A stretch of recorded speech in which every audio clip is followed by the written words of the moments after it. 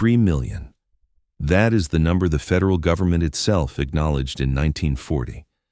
3 million living Americans with no official record that they had ever been born. Not 3 million people whose birth certificates had been lost or damaged or misplaced in the administrative shuffles of a large bureaucracy. 3 million people for whom no birth certificate had ever been created. No documentation of their arrival in the world existed in any government archive at any level of the American system. No county record, no state record, no federal record, nothing. People who had grown up inside the United States, who had worked and paid whatever taxes the system required of them, who had raised families of their own, who had in some cases served in the military and fought in American wars, who existed in every practical sense as full participants in American life, but who had no legal proof that they had ever been born. And 1940 was not the beginning of this problem. 1940 was the year the federal government finally measured it.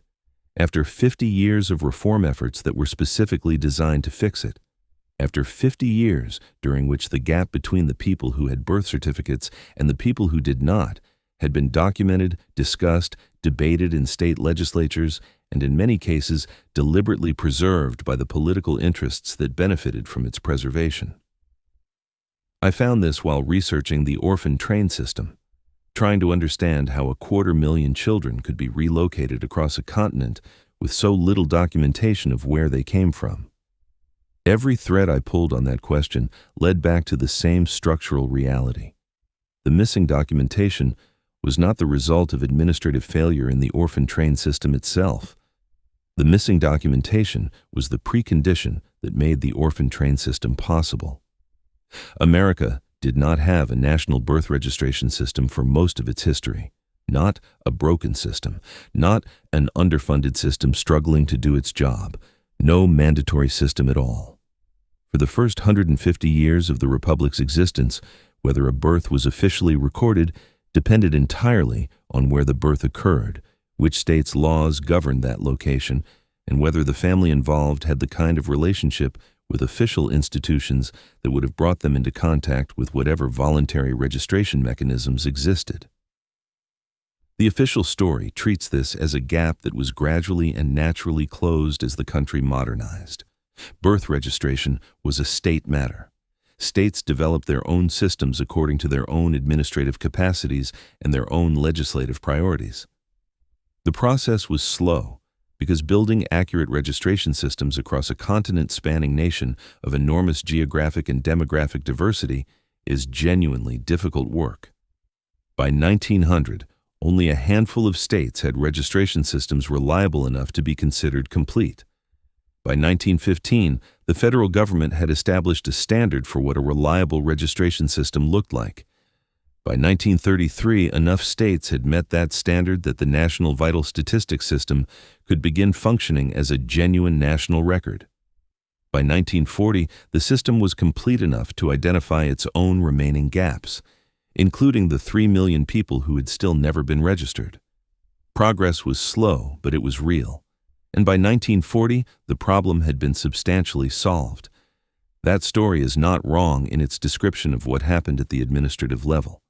What it does not address is why the gaps persisted where they did, why the states that were slowest to implement registration were the states they were, why the populations that remained unregistered in 1940 were the populations they were, and whether the persistence of those gaps was the natural result of administrative difficulty or the deliberate result of political choices made by people who understood exactly what registration would mean for the populations it would document. Here is what the record shows when you look at it not as an administrative history, but as a political one. In 1900, the states with the most complete and reliable birth registration systems were almost without exception in New England and the upper Midwest, Massachusetts, Connecticut, Rhode Island, Michigan. These were states with long-established bureaucratic traditions, high rates of institutional literacy among the population, and close relationships between families and the churches and hospitals and government offices that kept parallel records. The states with the least reliable or non-existent registration systems formed a different geographic pattern entirely. The South, the rural West, the territories that were in the process of becoming states, the regions with the highest concentrations of formerly enslaved people, the regions with the largest Native American populations, the regions where recent immigrants from Southern and Eastern Europe were concentrated in agricultural and industrial labor. The demographics of unregistered birth in 1900 tracked the demographics of political and economic powerlessness with a precision that is impossible to explain as administrative coincidence. A child born in a Boston hospital in 1895 to a family with any connection to institutional life had their birth registered within days of delivery. A child born in a sharecropper's cabin in rural Mississippi in 1895 had no mechanism for registration because Mississippi had no mandatory birth registration law and no administrative infrastructure for implementing one, even if it had. This was not an accident of administrative development. The resistance to birth registration legislation in southern states was documented, deliberate, and explicitly connected to the question of what registration would mean for the black population. State legislative records from the 1880s and 1890s contained debates about registration bills in which the opposition openly argued that mandatory birth registration would create legal documentation for a population that certain political interests preferred to keep legally invisible. Documentation creates rights. Rights create claims. Claims create legal standing. Legal standing creates the ability to challenge the arrangements that had organized Southern economic and political life since emancipation. The resistance to birth registration in the South was not primarily about administrative capacity. It was about what documentation would mean for the documented. The connection to the orphan train system and the broader institutional child removal apparatus of the same period is direct and structural rather than incidental. A child with no birth certificate had no documented parents. A child with no documented parents could be classified as an orphan by any institution that processed them, regardless of whether their parents were alive and regardless of whether those parents were searching for them. The orphanages and the placing out agencies and the institutions that fed children into the orphan train system did not generally create the documentation gaps they exploited. They found those gaps already in existence, already produced by a birth registration system that had been designed in the regions where it mattered most, not to document the populations it served. And they built their intake procedures around the assumption that the documentation establishing a child's legal connection to a family would not exist. When it did not exist, the institutional paperwork the agency created was the only legal record of the child's identity, the only documentation that established who the child was and where they had come from. And that documentation said whatever the agency chose to put in it. A parent whose child had been removed by a charitable organization and placed on a train to Kansas had no birth certificate to present to a court, had no documentation of the child's legal identity that existed independently of the institution that had taken the child. The institution held all the paper. The parent held nothing. The institutional paper trail had erased the biological connection not by destroying evidence of it, but by being the only evidence that existed, because the documentation that would have established the connection independently of institutional records had never been created. Now, here is where it gets strange. The federal government had been measuring the birth registration gap since at least 1880. The Census Bureau included questions specifically designed to assess registration completeness in the 1880 census. The results documented enormous gaps concentrated exactly where the political analysis predicted they would be concentrated. The 1900 census repeated the measurement. The gaps had not closed.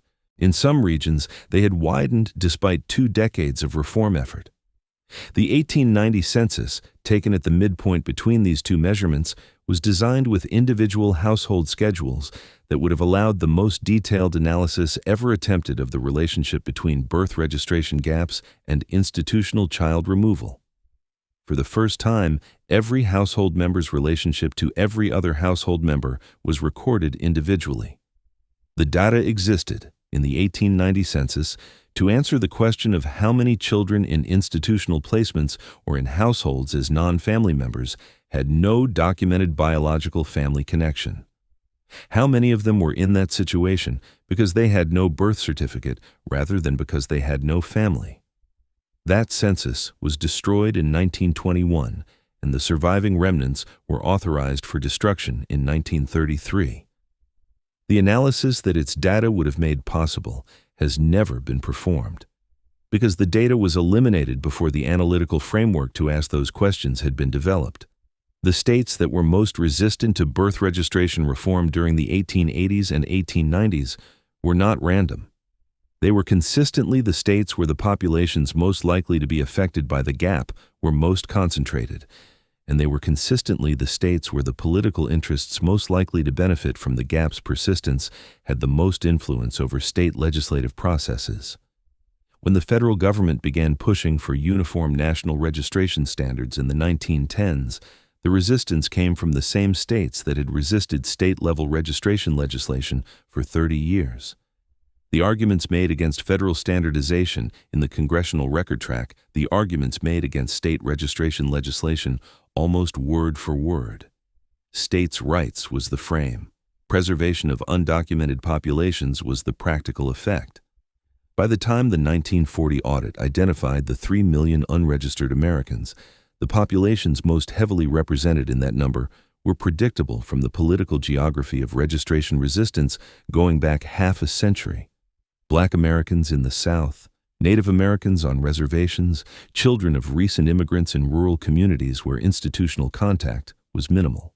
People born at home in states that had fought hardest and longest against mandatory registration. These were not the people who had slipped through administrative cracks. These were the people the administrative system had been designed in specific states and specific periods not to document. Without a birth certificate, you cannot prove your age in a legal proceeding. Without proof of age, you cannot establish with certainty when you became legally an adult. Without that baseline documentation, you cannot fully exercise property rights or contest institutional decisions made about you when you were a child. You cannot prove that the indenture contract you signed at age 14 was signed by a minor. You cannot prove that the placement you were subject to at age 8 was a placement of a child with living parents rather than a true orphan. You cannot prove in court the biological connection that would allow you to challenge what was done to you. The birth certificate is not a piece of paper. It is legal existence. The formal acknowledgement by the state that a specific person arrived in the world on a specific date and that the state has a record of that arrival that exists independently of any institutional claim about who that person is.